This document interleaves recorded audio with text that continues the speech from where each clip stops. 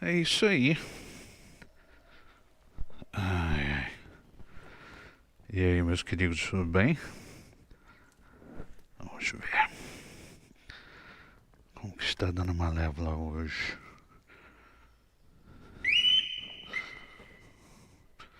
Deu certo? Beleza.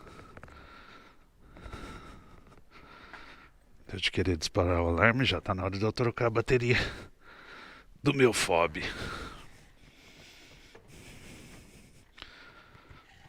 É isso aí. Fiquem atentos à bateria do FOB. Vamos lá?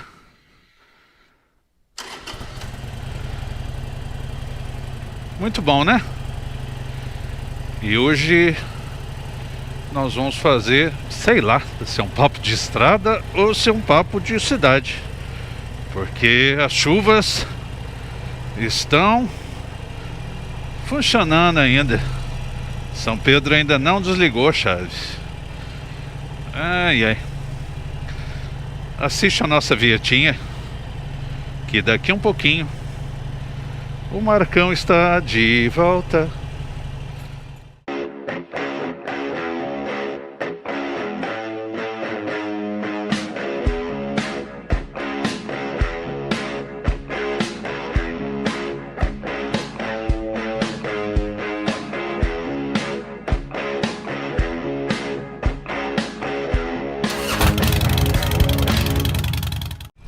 Salve, meus queridões! Tudo bem com vocês? Meus queridões, aqui é o Marco Aze, diretamente do sul de Minas Gerais. Meus queridos, ai, ai, Marcão, qual será o nosso papo de hoje? Atendendo ao pedido do João Paulo, que segue aí o nosso canal. O João Paulo levantou o seguinte tema: o que ganhamos com as perdas? Meus amiguinhos, isso é complicado, porque geralmente, né, na nossa sociedade capitalista, perda não tem nenhuma conexão com ganho. Perda não tem nenhuma conexão com ganho. Mas, evidentemente, que a nossa pergunta envolve um pouquinho mais de subjetividade. E qual é essa subjetividade? Depende da perda. Estamos falando de quê? De perda material, nós estamos falando sobre uma perda de posição, uma perda afetiva. Nós estamos falando que tipo de perda? Então existe um vídeo, por exemplo, no canal, se você depois quiser dar uma olhada, é um vídeo mais antigo, onde eu falo sobre o perdão. E eu falo exatamente que o perdão envolve uma perda. O perdão envolve uma perda de conexão pelo ódio. E a partir do momento que nós conseguimos de fato perder não somente o desafeto, mas a conexão que nós fazemos pelo ódio nele, aí sim essa perda é altamente significativa para você. Compreende? Já ouviram falar assim muitas vezes: menos é mais.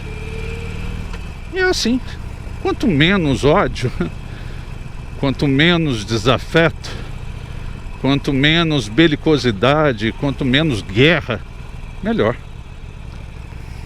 Melhor para tudo, melhor para tua vida, melhor para tua saúde, melhor para teu organismo, para tudo. Agora existem algumas perdas mais desastrosas. Vamos começar a navegar por isso. Como alguns de vocês já sabem, o Marco teve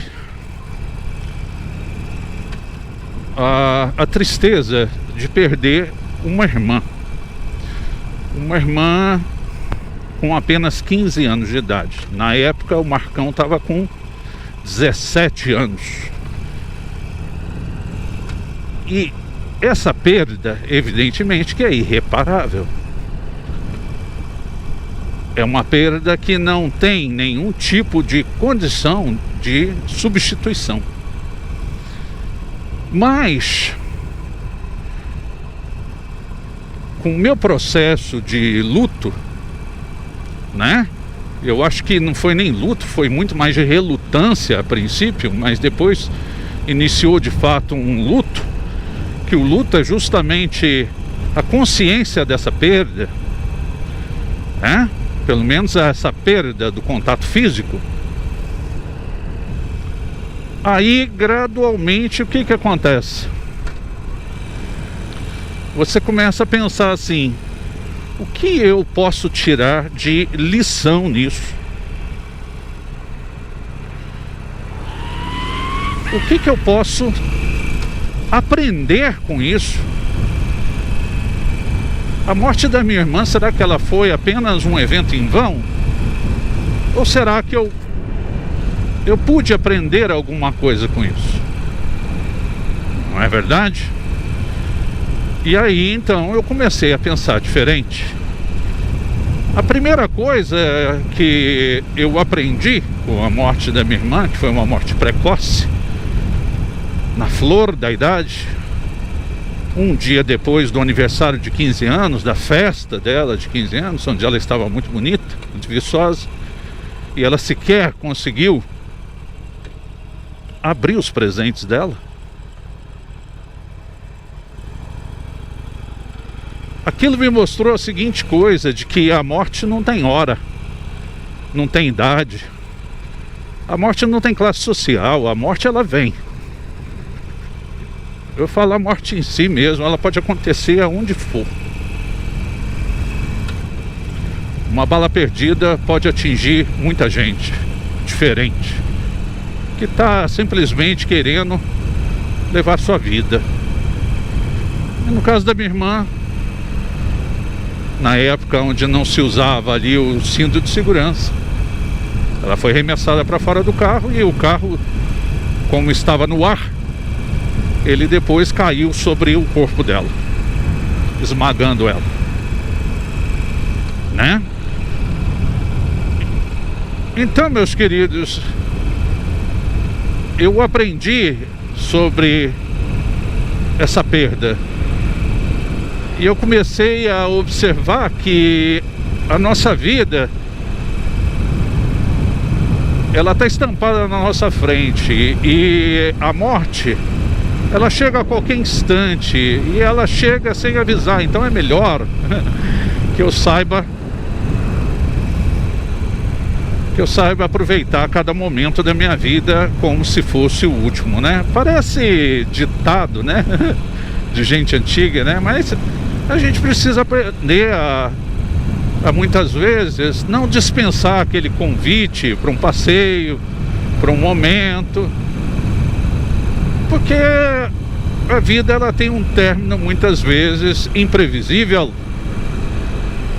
Não é verdade, meus amiguinhos? Extremamente imprevisível. E essa imprevisibilidade me ensinou. Marcão, fica atento. Uma segunda coisa que eu aprendi com a morte da minha irmã foi não manter desafetos com pessoas de relevância, principalmente. Eu com a minha irmã estávamos de beiço um com o outro, brigadinhos. Infelizmente, ela faleceu quando estávamos brigados. Então, tente resolver as suas desavenças rapidamente. A não ser que você avalie que mesmo com a morte do outro, você vai ficar bem. Compreenderam isso aí? Ai, ai. Então, ou seja, a gente fica com um pouco mais de pé no chão, né? Eu cheguei a perder escolas, né? E eu perdi escolas principalmente porque eu sou da área de sociais e humanas. E chegou um determinado momento onde começou uma radicalização desse conservadorismo e o meu discurso começou a pesar. Eu não queria alienar meus alunos, né? Eu queria ensinar a eles o que é. Não era uma doutrinação, mas eles queriam que eu doutrinasse os alunos. Lembre-se que na escola, né, o seu cliente não é o aluno, é o pai. E aí o Marcão falou: poxa, mas eu não dou conta. E aí eu fui levando do jeito que dava. Mas chegou numa situação insustentável, onde alguns pais, militares, religiosos, mais radicais, pediram a minha cabeça. E eu tive que digerir aquela perda, porque os alunos não tinham culpa disso, os alunos gostavam tanto de mim. Teve uma escola que eu trabalhei durante 8 anos, os últimos 6 anos eu fui patrono de sala de aula. Aqueles meninos me tratavam com muita dignidade. Mas alguns papais não gostavam do meu estilo de aula muito reflexivo, muito inclusivo, muito democrático. O que eu aprendi com isso? Eu aprendi que a nossa sociedade, ela muitas vezes, ela se impõe pelo controle, pela dominação e pela força. E que a contraforça mais poderosa que existe é a educação. Eu não entendi o porquê o professor era tão desvalorizado. E hoje eu entendo que o professor, ele não é desvalorizado. Pelo contrário, ele é hipervalorizado como um inimigo potencial. Então eu vi o peso que tinha a minha matéria. Às vezes eu ficava meio assim, né? O pessoal parece que dá mais valor para matemática, para física. Mas não, eu aprendi que a minha matéria era muito perigosa. Que as minhas matérias colocavam muitas vezes o meu aluno com o pé na realidade, pé no chão.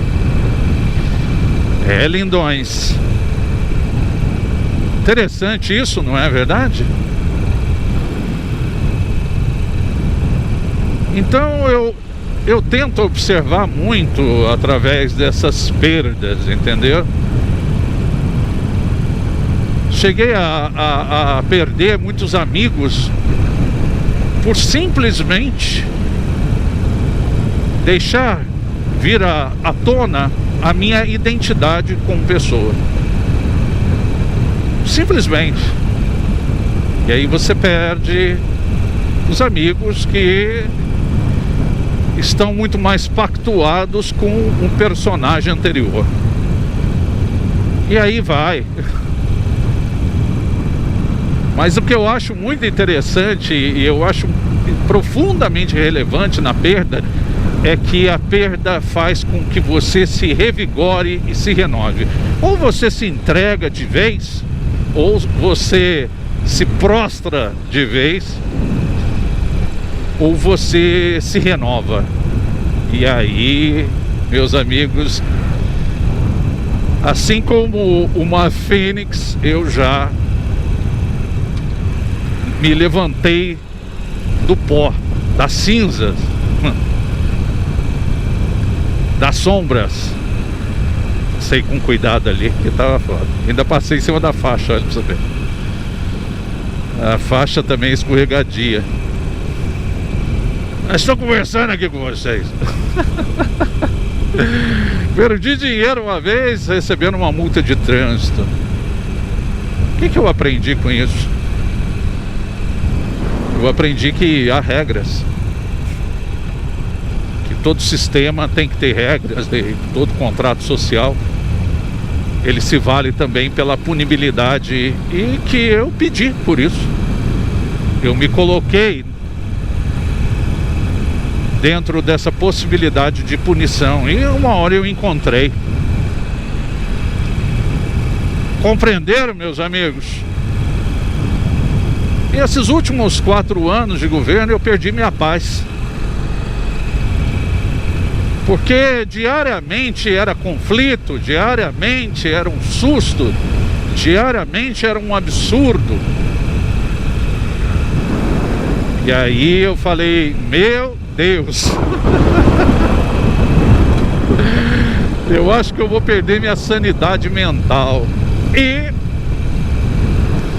essas últimas eleições, desculpa galera que não gosta, tá bom? Amigo, calma, não sejam reativos. Olha que lindo pássaro. Eu ganhei novamente minha sobriedade. Eu falei, ai, finalmente teremos algo mais normal, sabe? Teremos um governo normal, convencional. Não teremos mais um governo que leva a gente para um desdobramento, para uma outra dimensão, para a dimensão do caos. Compreende? Cara, vai passar aqui uma mulher, caramba, passando. Ah, tá, ainda bem que ela voltou para a faixa. Que loucura. Calma, fiote. O pessoal fica loucaço para ultrapassar e muitas vezes perdem a vida. E perdeu a vida e já não tem como tirar muita lição, a não ser que o além-túmulo seja real. Compreendem, meus amigos? E perder também a jovialidade, né? A vivacidade da juventude também nos ensina a andar um pouco mais devagar, andar um pouco mais atento aos detalhes. Hoje eu andando de moto, eu sou mais senhoril. Eu sou um pouco mais tranquilo. E isso me faz profundamente bem. Esse vídeo foi, eu acho que um vídeo muito mais filosófico do que um vídeo psicológico, não sei. Mas foi um vídeo que me fez refletir bastante e eu gostei. Bem, meus amigos, já vamos aí para 20 minutos de vídeo. E se você curtiu, né, esse bate-papo nosso, dê o seu like, dê o seu like maroto aí, será muito bem-vindo. E ao mesmo tempo, né, se inscreva no canal. Meus amiguinhos, se inscreva no canal, ative o sininho para receber as nossas notificações e compartilhe. E nos siga nas redes sociais do Instagram. É isso aí, galera. Fui.